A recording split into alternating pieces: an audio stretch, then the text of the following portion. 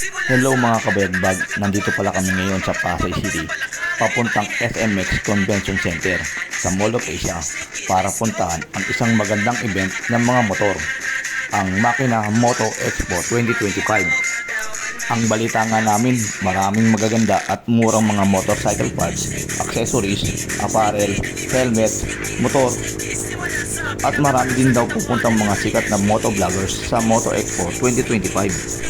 Kaya hindi na namin ito pinalagpas, itong masayang event na to. At ito nga din pala ang last day ng event, kaya binuntahan na namin.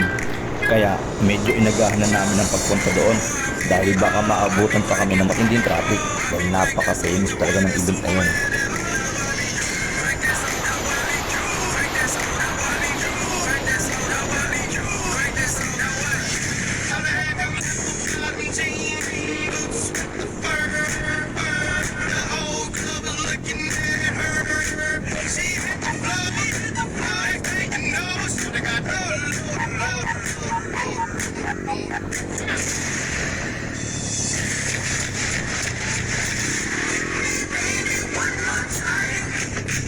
At eto na nga, medyo malapit na kami.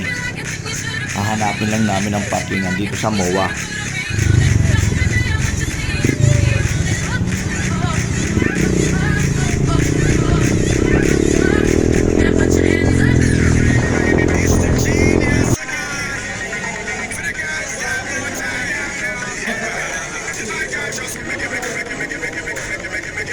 Hello guys, mga kabayagbag, dito tayo nga sa SMX.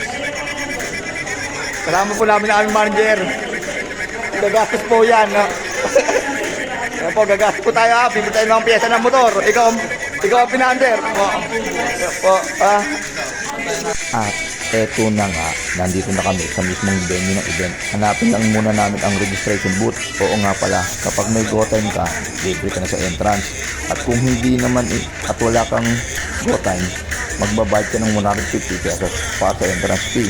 Not bad na yun dahil sigurado namang mag-i-enjoy ka at sulit na sulit ang bayad mo sa mismong event. Halika na tayo, banat.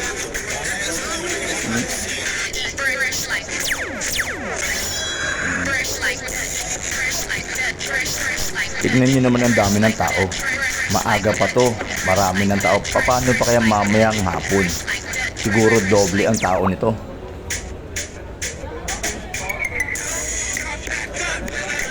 So mga kabayagbag, andito po tayo sa Moto Expo 2025. Hinahanap namin ang pila ng mga may go time card. Okay, boss. Kami naman mga walang go time card, diretso na kami dito sa registration para magbayad ng entrance fee.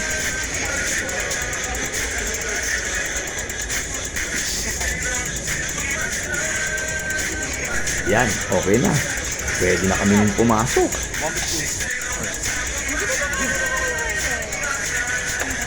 Siyempre, kabayagbag to eh. Ano madam? Ano magbibili mong piyesa dito sa Moto Expo ka? Marami kang bibili niyo na. Ano piyesa? Tsaka helmet ba? Hindi tayo mga kabayagbag.